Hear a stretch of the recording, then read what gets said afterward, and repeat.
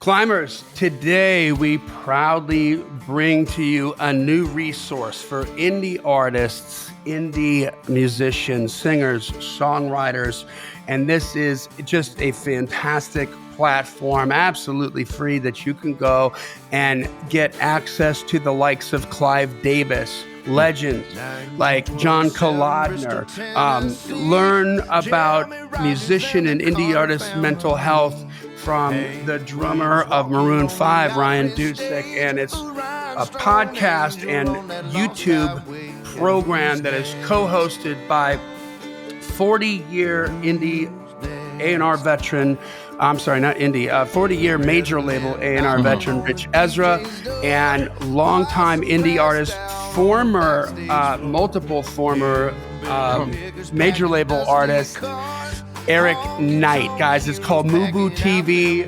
These guys had me on their podcast to interview me, and we returned the favor and just had the most amazing conversation with these guys.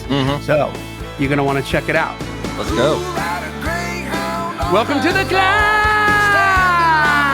This is a show dedicated to helping singers, songwriters, and indie artists like you create real leverage in the music business, and it's all about that. We're talking about it in this episode, man. Like, these guys are on the same path that we are to educate indie musicians and artists and songwriters and singers on how to do it better. That's why we called it The Climb, because it's all about leverage. C.L.I.M.B, creating leverage in the music business. That's a backstream from my good friend and co-host, Mr. Brent Baxter, who's not just one hell of a model American, but a award-winning hit songwriter with cuts by Alan Jackson, Lady A, Joe Nichols, Randy Travis, and more. The guy has got number ones in Southern gospel. He's got number ones now in bluegrass. He's got top in Texas radio, in Australian radio. He's everywhere. But you don't care about that. What you care about is, how can you help me? What have you done for me lately? Well, he's going to help you if you're a songwriter turned pro by revealing how you write like a pro and do business like a pro. And once those wheels are turning, the last thing you need is relationships. He's going to hook you up with the pros that can help you climb. You can find Brent very easily at songwritingpro.com. And I would like to introduce you to my co-host, Johnny Dwinell. Johnny owns Daredevil Production. They're breaking artists digitally by identifying new fans through data. It's complicated, but he's smart. If you're an artist looking to increase your streams, blow up your video views, sell more live show tickets, and get discovered by new fans, TV, and music industry pros, then Daredevil Production can help. Daredevil has worked with multi-platinum artists such as Colin Ray, Tracy Lawrence, Ty Herndon, and Andy Griggs, just to name a few. You can find Johnny at daredevilproduction.com. That is production, singular, no S, and there's no S because there is no other Johnny D. This was a fun one. This was a fun one. Those guys just got so much knowledge to bring, and a lot more connections than us, man. Like Clive Davis on that podcast, like ridiculous. Really, really, really good interview. I think this is going to be a game changer for everybody that listens. So you're going to want to check this out. But before we get to that, let's take care of a little business, y'all. We want you to join the Climb community on Facebook. Just search for it on Facebook groups. You have to ask to be let in. We let everybody in after they answer me these questions 3 on the other side. You shall see. That's right. I want to make sure you're not a bot and you're not trying to sell carpet cleaning equipment for whatever reason people feel like we're interested in that. We're very protective of this community, but it is thriving. And this is where you can go and be a peer and be supported and be supportive. I recommend being supportive first, and then you'll get a lot of love coming at you. But we want to hear all things about your new music on New Music Mondays, your gigs on Gig Alert every Thursday. You're going to respond to both of those as a comment in the post that happens in the community. And every Wednesday, we celebrate the wins with New Heights posts, guys. And once again, it's comments in there. We want to hear what you have to say, and we want to love on you all over you and let you know that you're headed in the right direction. That's and right. These ones right here, we celebrate on the pod too. We talk about those. So Brent, what do we got? Let's see here. We got Climber Bill O'Hanlon says, finished my finished my 21st song for the year yesterday. And so, by the way, at the time of this, when he posted that, the year is maybe 21 days old at that point. So just let you know. Writing two more 23 today. songs in 21 days? Is that what you just said? Something like that, yeah. Jeez Co-organizing Louise, a sync writing camp for later this month. So Bill O'Hanlon, no moss grows under that man's guitar, I guess, or keyboard. Yeah. So there's Good job, that. Bill. Yes, Jess St. Chris says working with an artist in Nashville. So, I want to hear how that goes. So that's just a couple of them. We got there more than we have time to share, but just want to share those. So congrats, Bill. Congrats, Jess. Keep on climbing. There we go. And make sure you follow the podcast wherever you consume podcasts. Check us out on YouTube if you haven't done it already. You can see our ugly mugs. And I think it's unedited. So we do a lot to make us sound smarter than we are. And guys, we just tell a friend about it. You know, if we're got your attention, which is a tricky thing to do, you're smart, you're intelligent, you're busy, you're juggling a million balls. If you're listening to us talk, then maybe there's something else we can do to help one of your friends. So that's right. And help them on the climb as well. So without further ado here, let's get into this interview, man. Yeah, it's a good one. Let's go. All right, today's guest is the co-host of what has become one of my favorite podcasts since I've become aware of it. My goodness, it's the mothership. All the people that I would like to have access to and talk to, they have on their podcast all your favorite heavy hitters. It's called Mubu TV. And we want to welcome to the show here Ritch, Esra, and Eric Knight.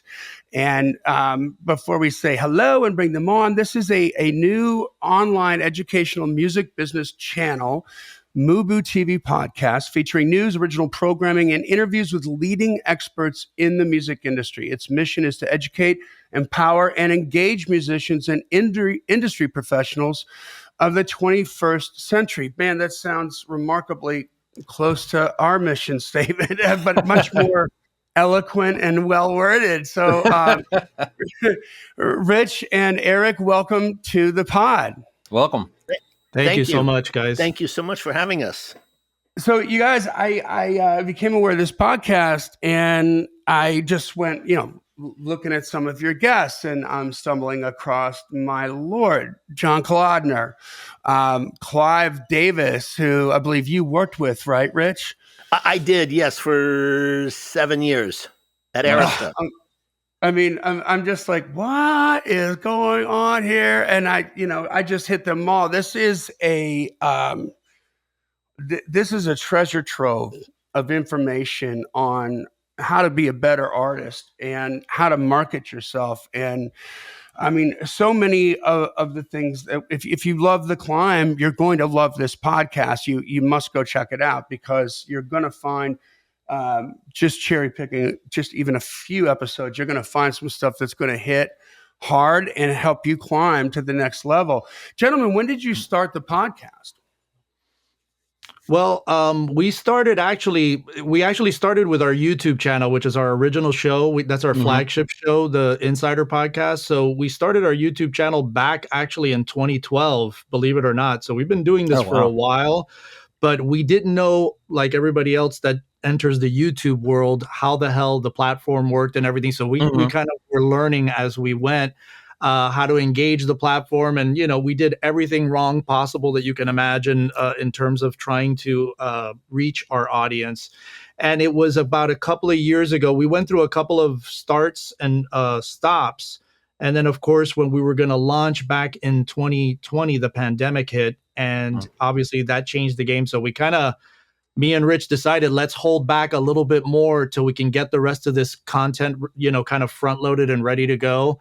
And then we finally launched in 2023, February of 2023, and we launched with the Insider Series video show and then with the podcast. So that's kind of how things happen. I mean, there was a lot in between there that happened, and maybe Ritch, you can add a little bit more to that. Yeah, I mean, we to add what Eric was saying, initially we were just doing videos. We just did, we had a backlog of videos where we sat and interviewed, and our whole philosophy was based on, I've been in the music business for 40 something years now, 47 years. And what our philosophy was with regards to that was to get from the horse's mouth to educate artists on what it took, but from them, rather than from us just talking about it or lecturing them, hear it from people who are actually doing it, and this is what, we talked to you extensively, Johnny, about this in our conversation about, we're in a different era today. And Eric and I both believe that it is vital.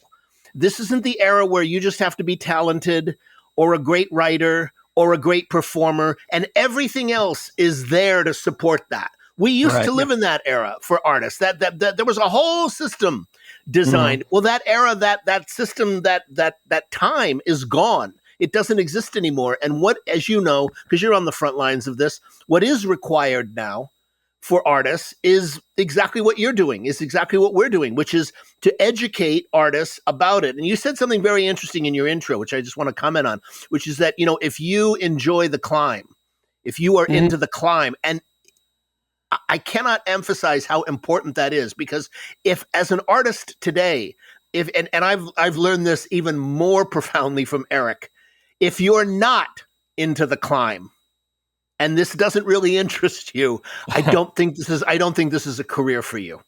Yeah, not today, not what it requires from in 2025. And that's a very big basis of what our philosophy and attitude, both from Eric and I, in creating this was all about, was to give that sense of value and of contribution and of what is necessary, the hardcore elements, and to hear it from the people who you're actually going after, from the Clives, from the Collodners, so you can learn from that. There's a lot of wisdom there. There's a lot of wisdom. A lot of wisdom. Yeah. And this is what's so interesting. And I want to make this statement and then just have each of you just give a brief sort of rundown of your background, because these two gentlemen, you want to listen to everything they have to say. They're bringing a lot to the table here. And I'm just so thankful that you guys have this podcast, and I was thankful to be a part of it. But I have to commend you both. This is the statement I want to make. Some of my biggest frustrations in artist development have not been not getting artists to the next level. It's been, what if they say yes?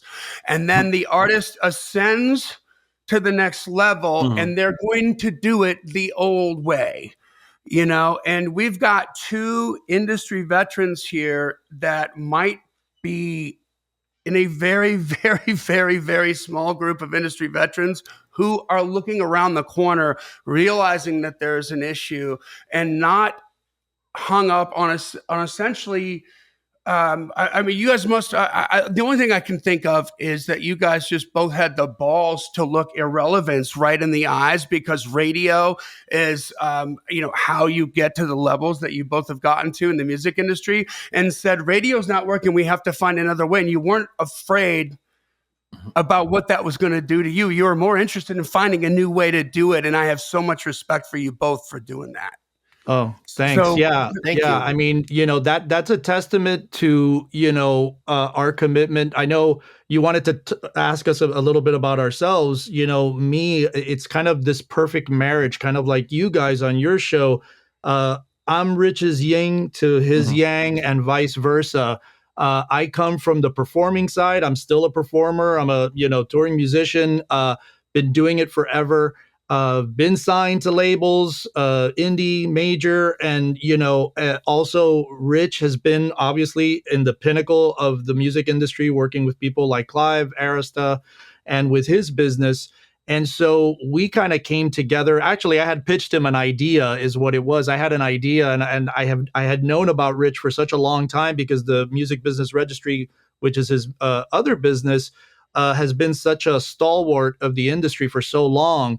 And I actually met him at one of my school. I went to Musicians Institute for school over there, and I saw him on a panel. And I go, my God, I was all nervous to meet this guy that I had been seeing in these magazines all my life, and finally had the courage to approach Ritch, and just talk to him and just told him what a big fan I was, and told him, I had some things that I'd love to talk to you about, and pitched him an idea. And then he kind of talked to me about an idea he had, and it kind of seemed like it was kind of along the same lines of what we were trying to accomplish. And so we decided, well, why don't we join forces? And, Ritch had a certain way of thinking in terms of, he's from the old model, but he's still very forward thinking. And that's what I loved about Ritch, that he wasn't stuck in what was, but what is today and what's going to happen in the future. And Ritch, you can probably expand on that. Yeah, I come from the music business. I've been in it since '78, and you're right. I mean, for generations, the music industry, as you pointed out, Johnny, was very much, big business. Radio is the end all be all, and that is the world that a lot of people came from.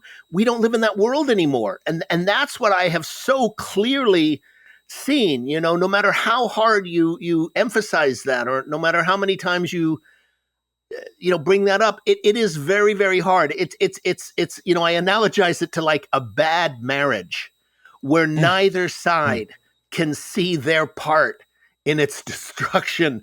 So they keep making the same choices over and over that keep them stuck in the same place. I mean, I saw that all throughout the, ever since downloads and the whole early 2000s up until streaming came in, you saw this like commitment to keeping it in the old way. And to a great extent, a lot of what we're talking about, Johnny, as you well know, since you're on the front lines of it, is a consciousness. It's a consciousness that just says, what you're doing or what you're thinking or the way you're going about this isn't right. But I can give many examples. I mean, throughout my own career, I've been in the business. I've done A&R. I've taught courses on the music industry. I've been an educator. But one thing I am terribly curious. I am always curious about where, looking around the corner, as you put it, looking, where are we going? Where are we going? Yeah. I've talked to Left Sets about this. Bob Left Sets, who writes the Left Sets column. It's why I love Bob so much. I got to know him 26 years ago when he started that, doing it as a fax, and Bob has always seen that. And Bob's more connected than anybody in the business at the highest levels. And he sees the same thing. He sees the same exact principles that you're talking about. And he's talking, to CEOs and people who run, the business.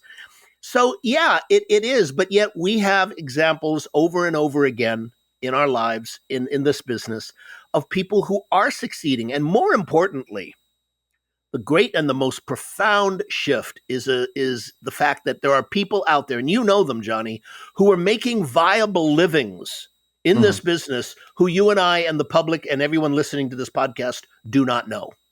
But they're making viable livings. That wasn't possible 25, 30 years ago. It was a different business. It was a different industry. And that's the business that we exist in today. I mean, Bob Left Sets, I remember when he wrote about this guy who made $2 million in a career that nobody had ever heard of. It wasn't in music, but it was in comedy. Nobody ever heard of him. But yet this man built up a fan base and was able to tour and was able. That's the world we live in today, where you don't need a record company's permission. You don't need six figures to make an album. We don't live in that time. And a lot of people, as you point out, don't get that. Yep. So, that's I think the it's important human. And so I'm not like, listen, the people that are pulling the levers in the music industry right now they're there because they're brilliant and they're very good at what they do. But how many, huge hit songwriters have become, or producers have also taken on executive roles at labels, and their whole business model has been built around radio, and it's very hard to stare down that and have somebody take that away from you, and or even feel like I don't have the time to go spend to learn this. I mean, it's just so remarkable what you guys have done. I mean, Eric, you as an artist, Ritch, you as an industry executive, this just doesn't happen right now. I think it's the only industry on the planet where we don't know who the customer is yet, and it doesn't need to be that way. So I always say that the Chinese word for crisis is made up of two characters, and one stands for danger, and the other means opportunity. And it's good work what you're doing, and it's what Brent and I believe in, and trying to teach and educate people. Like, look, this is a huge paradigm shift. The people that adapt first are going to rule, Right. are going to succeed. And it used to be, to your point, gosh, when I was doing the artist thing, if they said yes and you got their record deal, you entered into a 95% losers club. Right. You know? So it's like that's the role I was talking about. When you remember that era, when if you were talented, if you were a good writer, a good performer, there was a whole system in place for you. You just talked about it. But that whole system took 95% of the income. You got everything you needed. You got your agent, you got your touring, you got your records, you got your radio. But that world doesn't exist anymore. That would be like me saying, Brent, Johnny, get off of this computer right now and back onto that typewriter. You would be like, what? Yeah. What world are you living in? Yeah, it's time to get my mailing list together. Okay, who wants to hear our newsletter? Give me your address and I'll invest in some stamps. Right. Yeah, like what world are you living in? And that's what I think is a very big factor in what you're talking about. Again, it's a consciousness. It is. Eric, as a touring artist, as somebody on the front lines here, as an artist, what changes have you made to facilitate your career that you can share with our audience, that that from this new consciousness? Yeah, I mean, I guess I'm guilty as charged as Ritch is of being just very curious and following the new advances. AI, we're really big into AI. I mean, I guess if, like you said earlier, if nobody's jumping on that AI train, you're going to be lost in the dust in terms of, trying to forward your future as an artist, because it is a very helpful tool. And I don't mean writing your songs for you, but I'm talking about just other areas. But in terms of me as an artist, I've had to actually restart recently. I just released a brand new single, not to do any shameless plugging, but I've started back as a solo artist, which was I originally came from. I've been in bands for my entire life. I'm in the hard rock space and alternative, alt rock space. And so what I've learned in terms of everything is just adapting to the changes and embracing it. A lot of people that have been doing it for a long time, like I have, I hear that whole resistance of like, well, Spotify doesn't pay out, the royalties and all this stuff. I'm not going to do this. It's like, man, we are living in such an incredible time right now that the fact that you can record a song in your room, mix it, master it overnight, and have it put up there and be it distributed to the whole world overnight is something that's so amazing to me. And like Ritch was saying, the old business model was if you were one of the few chosen ones to get picked, then you had access to all that apparatus. So I believe right now is the best time to be an independent artist. I mean, it's as hard as ever, but if you embrace what's going on and can leverage the tools that you have in your tool kit, you can really make things happen. And I'm a really big believer of that. I love that. What, Ritch, let me ask you this. In a 2020 New York Times article, Jimmy Iovine was quoted as saying, "Hail to the artists. Your time has finally come. It's no longer the artist's problem to make more money for the label and make more money for the streaming service. It's the label's problem and the streaming service's problem to figure out how to better serve that artist." Yes.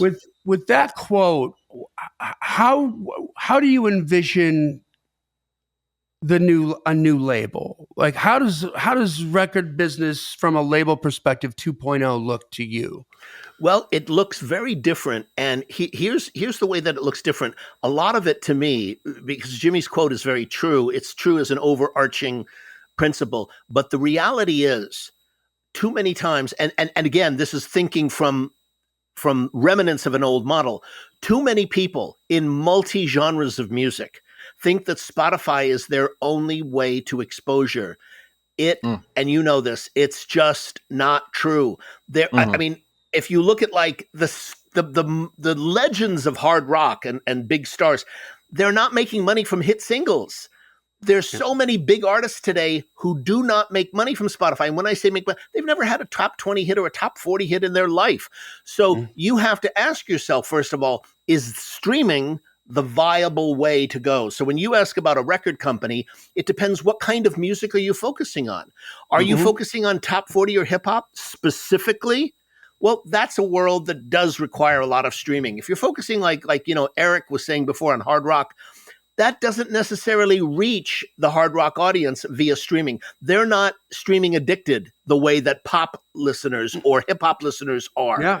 It's a totally different audience. And the most important thing you need to know as an artist who's seeking a career today, if you're a label, and the labels ask themselves this too, is who is the audience I'm trying to reach? And you can't say everyone anymore. We don't live in that time. You need to know, who are you? Am I trying to reach hard rock? Am I trying to reach an alternative? Am I trying to reach hip hop? Am I trying to reach singers, song? Who is my audience? And when I say that question, I mean, are they men? Are they women? Are they older? Are they younger? Are they married? Are they single? Are they educated? Are they in college towns? Are they living in cities? All of the, you know this, Johnny. I mean, all of this data and what they call, the demographics and the psychographics and the avatars, it's all available. But this is where I'm saying, this is where we get into education about, you ask about the future of a label. The future of a label is they're going to know who their customer is. They're going to know. And this is why, by the way, it's an interesting question you're asking. This is why, by the way, my other business is the Music Business Registry, where I have a directory of all the record labels. Yes. The one thing that has really increased over the last 15 years is the amount of independent labels that have come up. Why? Because they now have a vehicle in which they can reach their audience. And it doesn't cost, $200,000 for a single to be promoted with, independence and radio and all of that. We have more than one way today. We only had one way back in the 80s and 90s, and that was radio. And we all, as a culture, listened to it. Everybody, rock, AOR, hip hop, rock, pop, AC, it didn't matter. It was all radio driven, whether you were Ozzy Osbourne or Celine Dion. It did not matter. That was the vehicle. And we don't live in that era anymore. So I think that's what a record company looks like in 2025 or in moving forward, is very specific. And it's knowing who the audience is that they want to reach with their music. The majors get by, I'll say, and if you look at their financials, it backs this up. They get by because of the depth of their catalog. Yes. And it's an interesting point. Hartwig Mausch, who used to be the chairman of BMG, he retired last year. He once said, I've never heard a major label executive admit this. He said, when I look at the financials for BMG over the last year, he said this like a couple of years ago, he said, only 3% of our money is made from new frontline releases. Whew. And it was like, wow. Oh my God. Yeah. 3%. That's BMG. Okay. So, all right. So did you guys I'd let that sink in. 3%. 3. Okay. So that gives you an idea of where the majors are making their money. They're making it from catalog. Catalog is considered anything that's a year and a half, 2 years older and back. And that's where they make the most money. I mean, I know a lot of artists who have been around for a long time, and it's funny. I'm not going to say who it was, but I was looking at their statements of royalties a couple days ago, and it was hysterical. It was like, all this contemporary stuff. It was like, $200, $1.50, $30, whatever. And then this like song from 1978, $35,200. It was like as if it was like a contemporary hit single today. So my point is, the majors are surviving on their catalogs. And, to your point earlier, comparing the record company of your question of today versus yesterday, they have a different problem. The majors of today have a different problem. That's why there's only 3 of them left. There were 6, that. Like, was it 20 years ago, there were 6. Now it's down to 3. That's a 50% decrease of an industry in like a 10-year period, okay? Yeah. And the reason is because they're having a very hard time surviving in an era when they're not the only game in town anymore. No Yeah. one could make music back 20, like when you were a band, no one had the financial apparatus to do Yeah. what you were doing back then except labels, to spend And six Ritch, figures on a record. And Ritch, I Yeah. think this is the reason why you're seeing the trend happening, why everybody's snagging all of the publishing rights to all of these artists. That's why I think you're seeing that big trend, talking about how the labels are surviving on catalog. Well, now they're going after all the music publishing of even current artists Yes. and trying to, kind of get ready for the future. So it's a very interesting trend of what's going on now with this whole catalog buying. Absolutely. And they don't have to pay royalties anymore forever to Bob Dylan or to Bruce Springsteen or to any of these people. There's no payout on the dollar that they make. So, Yeah. and that's something that so that's what I think a label of the future looks like. It knows who it is. It knows who its audience is. And most importantly, it knows how to reach that audience. And in order they're to great do amplifiers. They're great great amplifiers. amplifiers. Yeah, and they that's one need thing to know. That's one thing that you can't take from the major labels, how they can take something that's here and just blow it up. That's the great thing of what they still do. So, yeah, I see a future, and tell me, blow holes in this idea, okay? Blow holes in this idea. Where before I mentioned that you get a record deal in the old music business, and you now have a 95% chance of still not getting anything done, ending up like in debt and losing your deal, because only 5% of the artists on those labels made money, because in order to do that, to amplify it, you had to be on the radio, and that's all the room that there was. And it wasn't that those other 95 artists didn't hit or didn't connect because of the music. They didn't connect because nobody heard it, because it didn't get on the radio, right?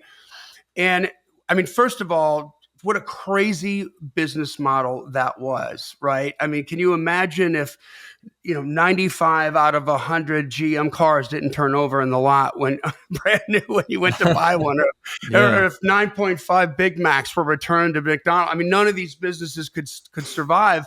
But the 5% that made money in the music industry made so much money, it covered the losses on the 95%. I see. Because it's digital now, and we have not a tyranny of space, but a tyranny of choice.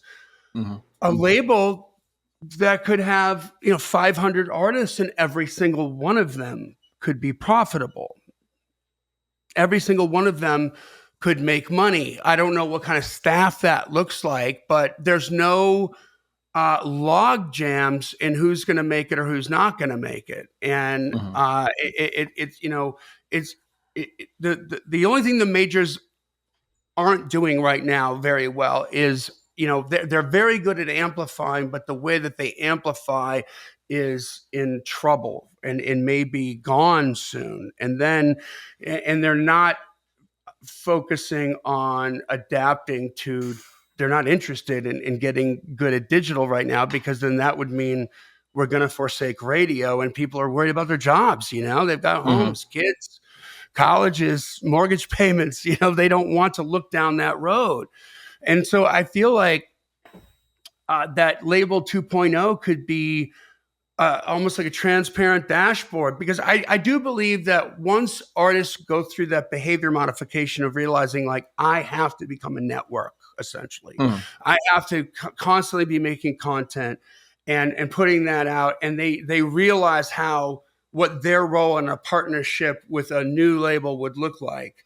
Then there's still that role for a label to come in and develop those artists, and teach them how to become an artist. I mean, Eric, there was a moment where we stepped through, as artists, we stepped through mimicking whoever it was that turned us on when we were young, into getting bored with that, and then going, I need to be me now, but what does that mean? And it's only through that development and the work that you did, to where all of a sudden you found your solid groove, and now you're amplifying that, and that works. So to have an artist like you with a label that understands that and can partner in a correct way, and provide maybe the capital to amplify that, and much more of a 50-50 split, much more JVs in the future. Does that sound Like, Yeah, I mean, I definitely real? think that that's the way it's going now with a lot of the, 360 deals. Look, I think that the label serves a purpose for certain types of artists. If you're trying to go for pop, you want to be the next, Taylor Swift, whatever, fill in the blank, Morgan Wallen, whatever. Those type of artists require, I think, a major label push. There's those certain Mhm. type of artists, but artists like myself and the millions of other independent artists that are doing this, I believe, can build a cottage industry on their own. And that's what Yeah. Ritch is talking about. And that's what we're trying to explore. A lot of these artists that are out there now that you've never heard their names before, but they're Mhm. selling out the Hollywood Bowl, 18,000 seats, which is just insane. It's happening all the time. So Yeah. that's what we're Yeah. trying to uncover. And that's the kind of blueprint, because each artist is individual, but there is a blueprint that's happening there, a foundation that people need to learn. And that's where you guys at the Climb and us and our podcast, what we're trying to uncover is how, because that's where we see the future. That's where me and Ritch see the future of this. Mhm. You don't need a label. There's certain type of people that are going for that, and that's great. There's no shame in that. Go for it. But there's also a bigger part, and I think that's a larger part of our audience that is going after wanting to try to build something on their own. And so if they are going to build that on their own, they have to realize that they have to invest their own money. There's a big misnomer that people think that if there's any interest that they're just going to be putting all the money. No, you have to be the investor. You're the CEO of your company. So you have to invest your own money. You have to build a team around you in order to do this, because you can't do it all by yourself. That goes without saying. And so I think there is, like I told you earlier, I've been preaching this, that I think it's a really great time to be an artist, an independent artist. It's the hardest time, but it's Mhm. also a great time. It's just, if you put all the pieces together and build this organically. I think I mentioned it when we were having our interview with you, Johnny. I look at it as like you're running for president and you have to kiss the babies and shake everybody's hand. It's a war of attrition. Mhm. You're Yeah. trying to get one fan at a time and build that fan and trying to make another super fan and on to the next one. So that's the tricky part of this, is like what Ritch said earlier. If you're not committed to this, you sleep, eat, Mhm. breathe it, it becomes part of your soul and your being. If you're not doing that, you should probably get out of it and do something else in your life, because this is not for you. You have to be so committed to this. And so that's where I see things going. And that's where we see things going in terms of building your own world, building your own empire, so to speak. And that's where I think things are headed. So, yeah, I Mhm. agree with you. But in terms of the major label, what you were saying earlier, I do believe there's a place for that, for artists to do a 50-50 like JV deal. That makes more sense, because I do have to side with the labels on this. If the label's putting up all this money for you and they're putting it in all these different areas, I do Mhm. believe they have the right to take a piece of that. There's a lot Mhm. of, Sure. people that see that as like they're the devil, but no, really. I mean, let's face it, they're a bank. The the Mhm. Yeah. the major label is a bank. You're basically taking out a loan with a bank. And so I think there's a place for certain types of artists for that world. But I think there's a bigger and a more exciting world where you can build it on your own, and that's where I think we're headed. And that world is growing at an astonishing Mhm. rate. Yeah. Well, it's Yes. you mentioned We running did. for president, Eric. It's like a label is great if you just want to get famous. I'm not just want to get famous. I don't want to say just, but like if you want to be famous, like Taylor Swift, Morgan Wallen, like kind of ubiquitous. But Right. then, you don't need that if you just want to be famous to your people. Almost Right. instead, like I Exactly. want to run for president. Well, that's billions of dollars. I want Right. to be mayor. That's a Right. Yeah. different thing. Right. I'm Exactly. not worried Yeah. about reaching people in That's a good California way if of I live in putting it. Arkansas.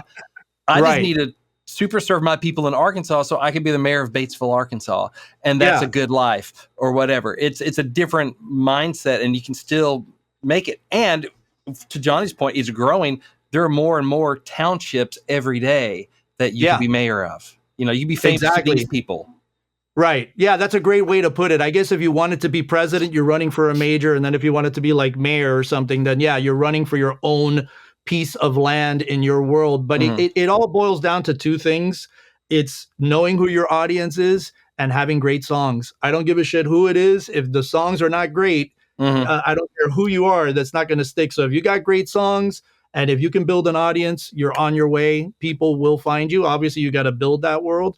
But I do believe there's a place for everybody, because that's the other big misnomer too, is that everybody thinks that they're going to create a business. You got to have great songs. I mean, that goes without saying. People have choice. They don't have to listen to your crappy songs anymore. Exactly. That's right. Exactly. So you're competing now with, the good news is that you're competing now. The bad news is that you're competing with everybody. The good news is that you can make your music sound just as big as anybody else. I mean, there's no excuse now for not having fully produced masters that sound amazing. So yeah. And the same with the video content, like it's gotta look like an MTV music video, man. It's got to be that good, and you can do it with your. And you iPhone, can do it. Crying out loud. The tools are available to do it. And the tools are available. You can do it with little or no money if you've got ingenuity. If you can, if you really. I mean, me personally, I just have a high standard of what things should be at. And if they're not at the highest levels, I don't even want to get involved with it. The only reason why I got involved with Ritch was because just seeing how beautiful his catalogs for his directories of the Music Business Registry. When I saw that, I'm very aesthetic in terms of things. I said, this guy has got such a high level of aesthetic. I want to work with this person. And, when we launched this thing with Mubu TV, we came out with guns blazing with everything, because I like to do things at the highest levels. If not, I just don't get involved with it. And that's how everybody should be thinking, Yeah. I'd love to address something that you said, Brett, because it's very important, which is that you use the mayor analogy. And this is very important. This goes right to the heart of artists, which is something that Eric and I have talked about extensively, which is that one of the first things that I think artists within themselves late at night, to themselves, but when they're by themselves, need to ask themselves is, what is my definition of success? Yes. Yeah. And that is not, that's not a generic question. Okay. Yeah. Some people want to be president. Some people want to be king of the world. Okay. And that's fine. But some people just want to be mayor. Some people just want to have success.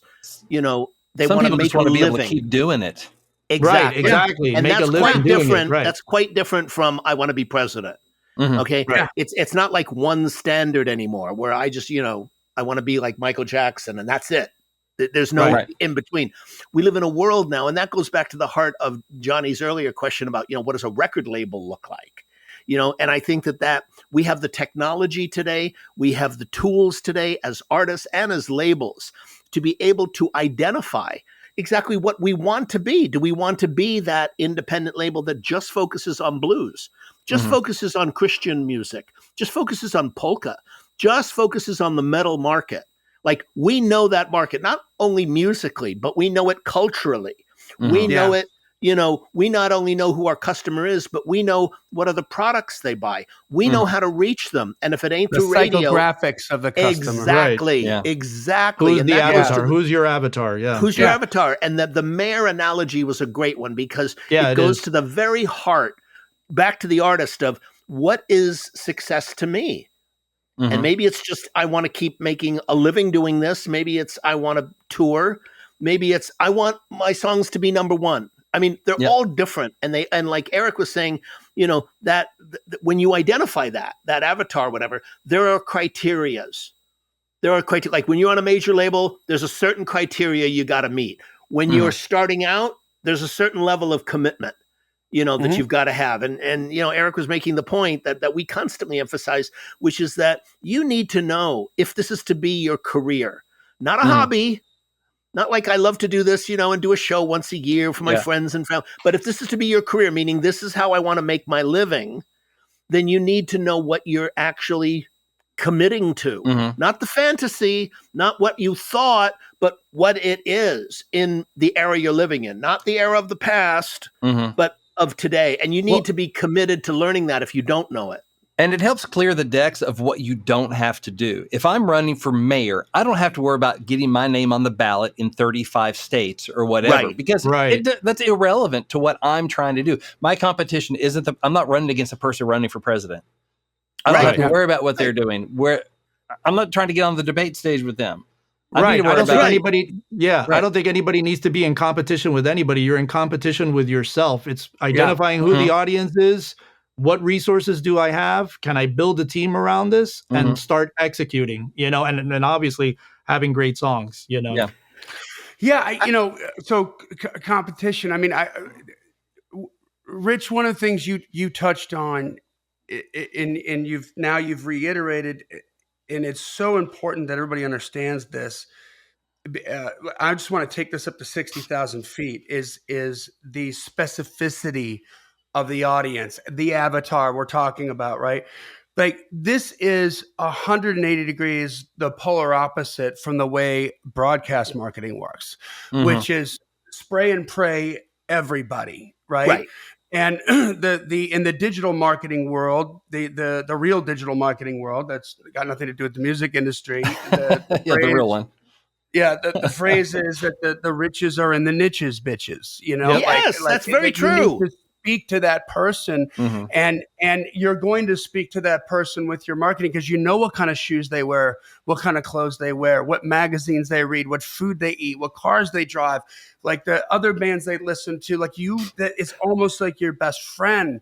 And that's how you're going to connect with these people, and that's how they're going to feel heard and loved first, which is ultimately what has to happen on a digital platform.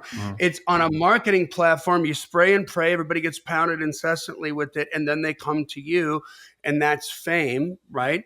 On the digital platform, it's a one-to-one exchange, and you have to love them. They have to trust you and know you and believe that you care about them before they're going to give you a chance. And that's how you're doing that. You're not going to come off as authentic by being so broad and so wide and everything. When you really narrow it down, then that person's like, wait, you're speaking to me, Right. and maybe I should give this a listen. And that is completely opposite from broadcast marketing, which, a lot of the artists that are out there is how they were marketed to. Yes, Right. I So it's completely agree with you. hard to Yeah. get that. It's hard to, a smart man is going to reverse engineer the process that turned them on to music. And that could be a bad road to go down. That might It not is be a the right bad road. It is a bad road. Yeah. Your model that you just articulated very well was the model that worked. Do you know why it worked? Because radio was the only vehicle that Yep. we had. Then came MTV. Mhm. Okay. It's like I grew up in a world with 3 television channels. Yes. I Me could too. say, hey, Brett, did you catch that episode of Seinfeld last night? Today, I can't ask Brett that question because Brett doesn't get HBO and Because Johnny there's doesn't get 7,000 Roku and channels. Eric doesn't get Amazon and I don't get Apple and someone else doesn't get, whatever it is. We're all isolated in our own worlds. Yeah, what's I mean, you don't considered a even hit know. is such a smaller segment of the Exactly. population that watches it than I Love Lucy ever was. That's Right. absolutely right. So that model that you talked about doesn't exist anymore. There's something else I want to say about the point you made because it's very important what you just talked about. You talked about the shifting model and consciousness within digital, and the principle that I think is also very important to remember in that shift is that it doesn't matter if you're a new up and coming band or an artist listening to this podcast or you're Beyonce. It makes no difference. Your music is free. Okay, your music is free. I listen to Beyonce just as easily as I listen to the new unknown heavy metal band out of Finland. Okay, for free. All right. So, what's going to make the difference in terms of building that audience? And Eric and I talk about this constantly on the show. Who are you? And you talked about this. What are your values? Why should I care? What do you stand for? What don't you stand for? What makes, like you put it so beautifully when you said, now you're talking to me. Right. Okay. So it isn't that, and also remember, we're not selling any item anymore. We're not hoping to get you to buy an album. We're living in a world now where you are going to be asking them to buy into an identity. Okay, something very authentic. That's a very, very good way of important. putting it. I never thought about it like that. It's very true. It gets down into the soul of why someone would do what you're suggesting in the digital world.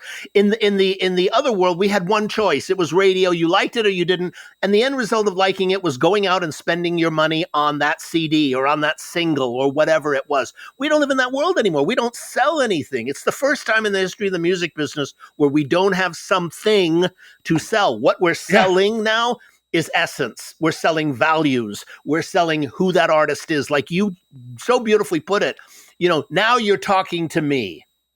That was why do you think, and that's one of the things that we talked about in our first episode of the year. We've been on hiatus for the last 2 weeks because of the fires and this craziness that's been going on with the fires here. So we respectfully kind of went on hiatus for the next couple of weeks. We're going to go back on next week live. One of the things that Ritch was touching on is that's why you're seeing labels, getting back to the majors, why they're trending now towards creating super fans. They want to create that whole environment where they know that their market share is diminishing, just like the CNNs of the world and all of the other things that are going down because of people having too much choice.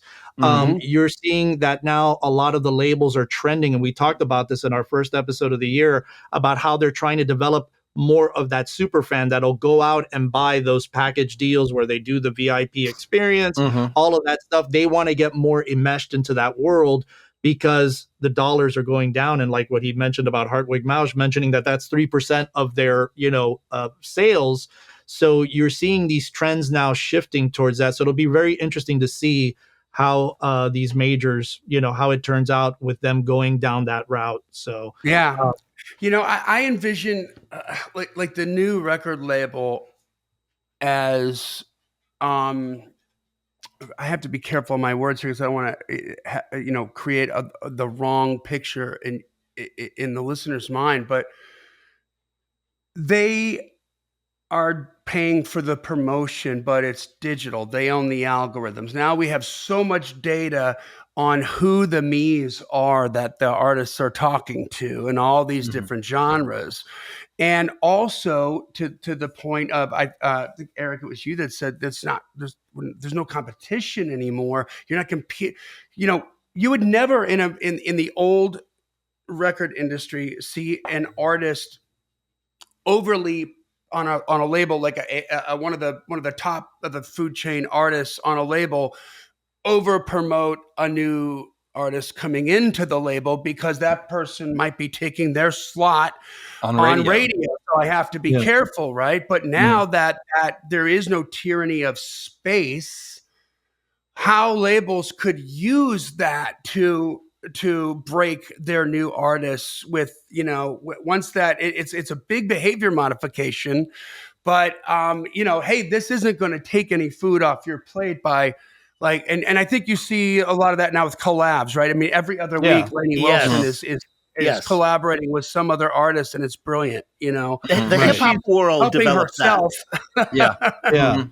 And helping the artists. That was happening a lot in a lot of the early 2000s. When I worked with Universal back at the time, 2008, 9, when we were having that crash of the economy with the real estate bubble, Universal was very big into collaborations with other artists. They were actually collaborating American artists with Latin artists, and that was happening a lot. You would see Rihanna with Luis Font. And so that trend went away and now it's back full force. So it's good to see that trend because they're seeing if they can, get some people from their audience and it's an and vice versa thing. Exactly. Through the myriad of really astounding guests that you have had, like heavy hitters, and I know the goal of this podcast is to uncover this, is to help architect and educate people on that new way and each other. Like the more we have these conversations, the more I learn and the more I take another step. Is there any epiphanies that you guys had, like where somebody was on, you're just like, man, this makes sense. Like just boom, as it pertains to the conversation we're having today. the Yeah. new music business. Yeah, I would say, honestly speaking, your episode, Johnny, that hasn't aired yet on the show, which it's coming out in the next few weeks, was probably one of the really great episodes that we've had. And I told Ritch this, and that's why we had to have you on again, because there was so much that you were saying, but we couldn't get to it all.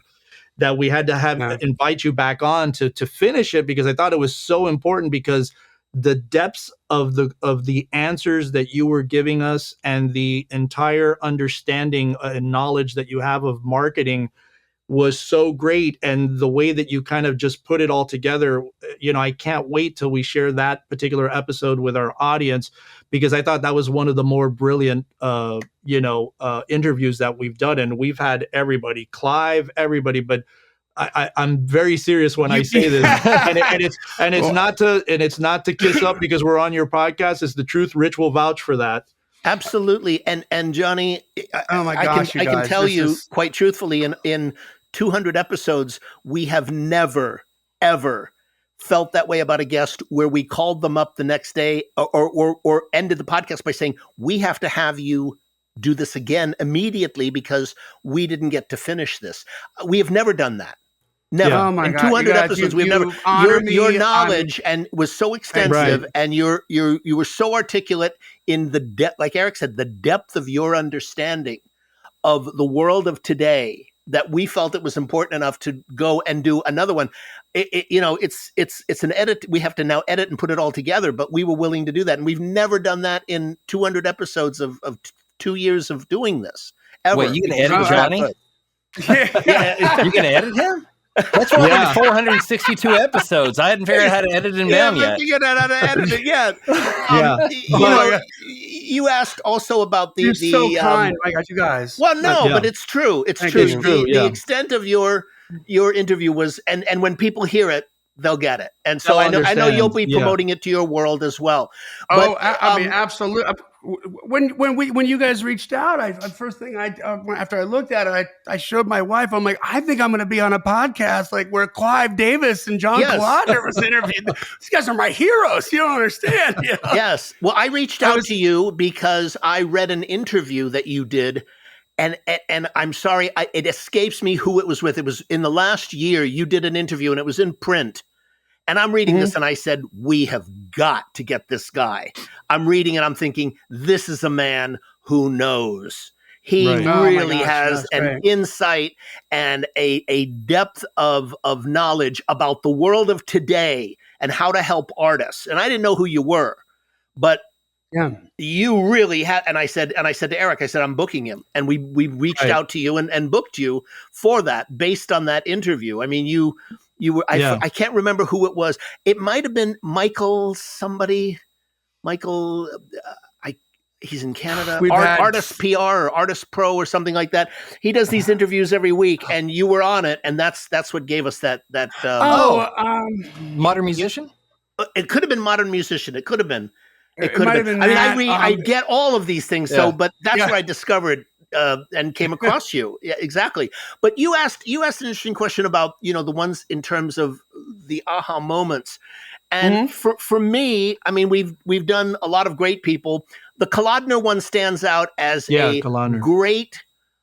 It's only because John. It's a cautionary tale. It is a cautionary tale, and I guess the aha moment for me was John was always this and to a lot of A&R people, this incredibly legendary A&R person, and I knew of John Colodner. We weren't close friends, even though we were doing A&R in the same era. But he was a legendary guy even then because of the acts that he had been signed with and associated with. Yeah, and he became kind of a celebrity with being in the videos of Aerosmith and so forth. Yeah. But I ran into him in the dentist's office of all things, and we hadn't seen each other in 25 years. And he was so like, "Oh my God, it's so nice to see you." And I invited him to be a guest on the show, and he accepted. And one of the things that I didn't know is he had turned down for, I think, something like, was it 12 years, Eric? He had turned down every request. Turned down every interview. Every interview request for 12 years. So like when we did the interview, we were getting all these things back. Like, I can't believe you guys got him. I can't believe you guys got. Yeah. And that was the thing, Yeah. because he's so, you don't see 200 He's an interviews with John. enigma. He's an enigma. You got to So we get him got while him. he's on the laughing gas. You got to Exactly. get We him met, we while he's got on the him. laughing gas.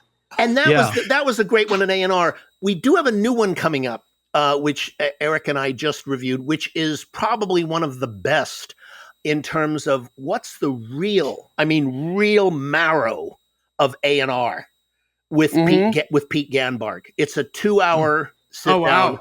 And it's incredible. But as far as like the aha moment, I'd have to say for me on an emotional level, personal level, were the ones that we did with Ryan Dusick. He's the guy from Maroon 5, the drummer from Maroon 5, who became a therapist. And it's also the I very didn't first know time. this. Well, it's coming up. It's coming up. It's all on mental health. And Wow. he really goes, he wrote an incredible book, and it's all on, the challenges that artists specifically, and I know you know this, Johnny, whether you speak about it or not, the mental health challenges and emotional roller coasters that artists go on, because you deal with them. You're on the front lines with them, and you too, Brett. Yes. You guys and know you know this. what? We talk about it on the pod too. We've had different episodes pointed at that too. I mean, I'm a personal believer, like everybody should be like required by the federal government to get some therapy before they're allowed to get married. You know what I mean? Because it's like college for your brain. It's not because we're all screwed up, but it's a little because we're all screwed up. But it's just even learning how your life is within the totem pole of your family. It's a different experience for the older than the middle than the younger, and how that I learned so much with that, and it makes for more peace in your soul, I couldn't agree more. And I'm a huge fan of therapy. I did therapy for many years of my life. A lot of personal growth work in my 20s and 30s, a lot of group therapy. I mean, all of that. And he speaks about, his own journey and how success, and the more success he had, big hits and number one, and now they're playing arenas, and now it's not a 5-city tour, it's a 54-city, how that just all like amplified more of the anxieties and more. And people think like, the greater the success, there is a cost to that, and if you're not prepared, and it makes me feel like how amazing, like some of these people that have lasted 40-50 years and come through it the other end, whether it's a Keith Richards or a Mick Jagger, or, and there's a lot of wisdom that people like that have. I remember once a quote from Mick Jagger, which was one of the most brilliant quotes I had ever heard, and one of the wisest, when they said, how do you've been on the road for 50 years. What is the secret? And he said something that I'll never forget. He said, and he wasn't joking, he said, the secret of touring for 50 years is learning what to do with the other 22 hours of the day. Now that truly, I mean, it's a great line, but truthfully, the essence of that is only from somebody who has done it for 50 years, who really knows. And he went on, quite candidly, to talk about what happens when you don't know what to do. And he talked about Charlie's addiction to heroin for many years, and how he would lock himself in his room until the sound guys came and knocked on the door and said, sound check, we got to go.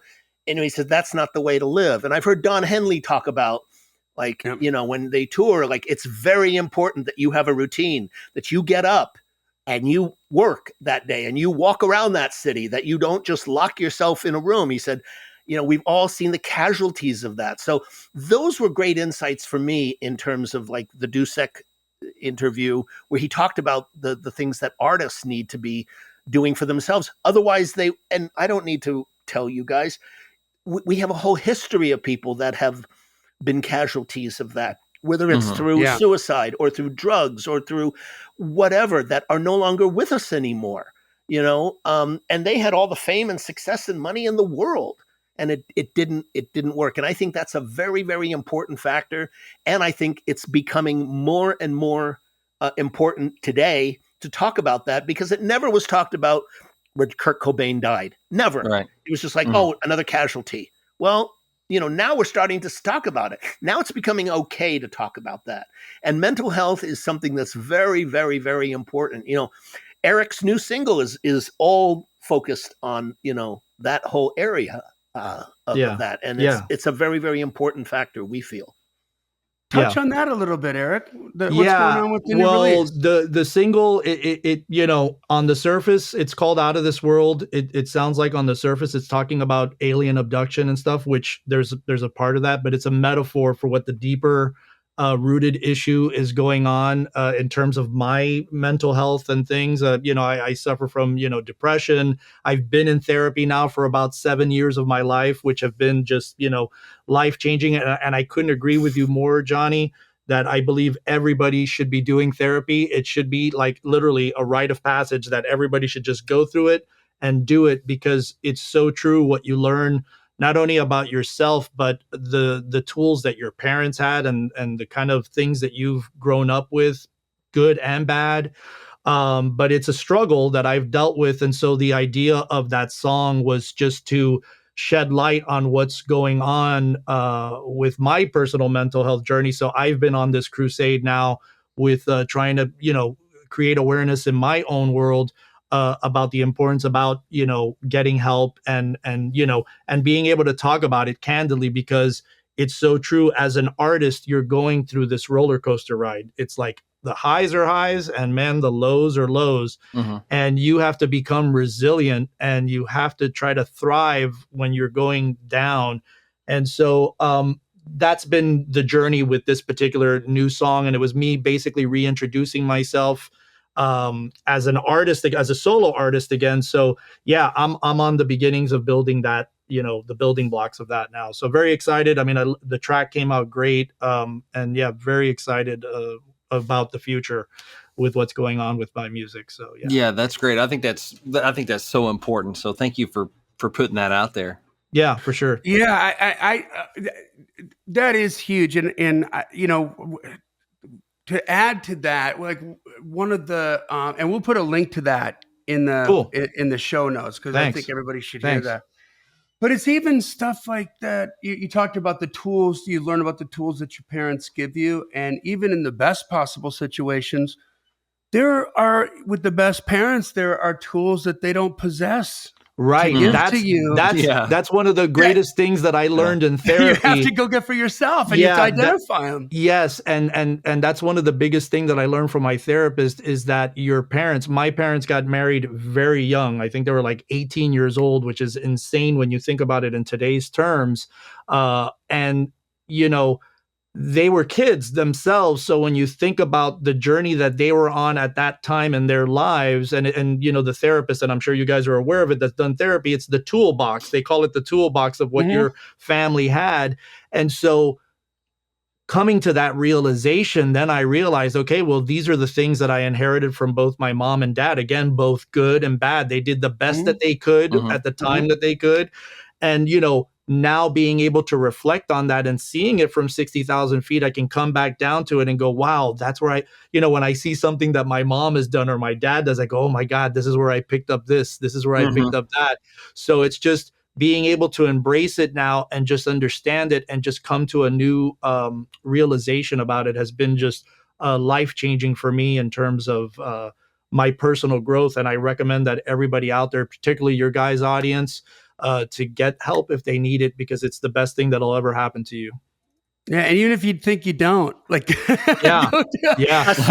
if you think you don't. What you're describing sounds very peaceful. I was one of those guys for a long time that thought I had it all together and I had my shit together, and nope, I did not.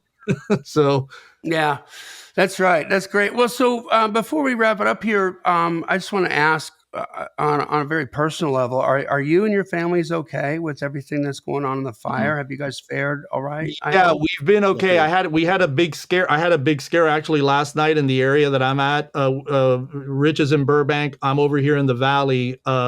And we had another scare last night with another fire that cropped up very close to where I was about a week ago, Saturday.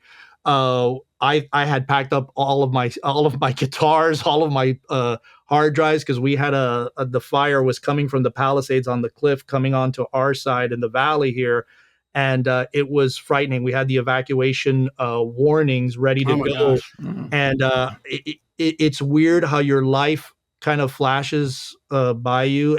I felt like I was in slow motion. I was telling Ritch this, that I felt like everything was in slow motion because I was like first trying to grab, what do I need to grab, you know, and I was just grabbing all my guitars, my all of our stuff, all of our equipment, because we record over here for all the stuff for Mubu.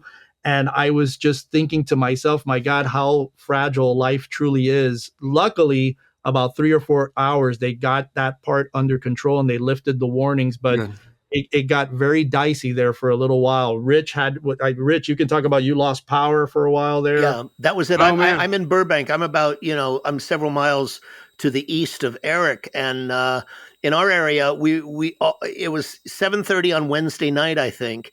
I'm sitting, working at my computer, and then all of a sudden, everything went black. The whole thing the power just died. And what was interesting is that it died in the whole area. Now, I live on, Chandler Boulevard is in the front of the house. It's one of those huge streets that has a huge median in the middle of it. And, there's like a walkway in there and lawns and people can sit and so forth. Across the way, the houses on the other side of it, they didn't lose power. So it was only our section, and I lost power for 10 hours. It came back on at 5:30 in the morning, just suddenly like that. So I was very, very, very fortunate. We did not get any evacuation. We got false evacuation notices, but they got rectified within a few minutes. But I have been very, very, very blessed, and I'm very grateful when I see what's going on with a lot of friends and we've had a lot of people. Yeah, a lot of people. Yeah, we've had a lot of people in our extended family with Mubu TV that have lost everything. I have a personal musician of mine that was from my touring solo band that he lost everything. And so, it's like another 9/11 where everybody's going to know somebody that lost something. Yeah. And it's been such a horrific tragedy, and it just seems like it keeps happening. I mean, I have to believe that it's somebody involved, that, they've been talking about there's arson on some of these, but it's just the weather has just not helped these fires. And these firefighters are just unbelievable legends, and so grateful to have them here. But yeah, it got very scary. But there's been so many people that we know that have lost everything. So, we've been trying to share those resources with people, and, hopefully you guys will share those resources as well too. But yeah, it's been a crazy time here. Really crazy. Well, guys, I feel like it's not over yet, but hopefully soon.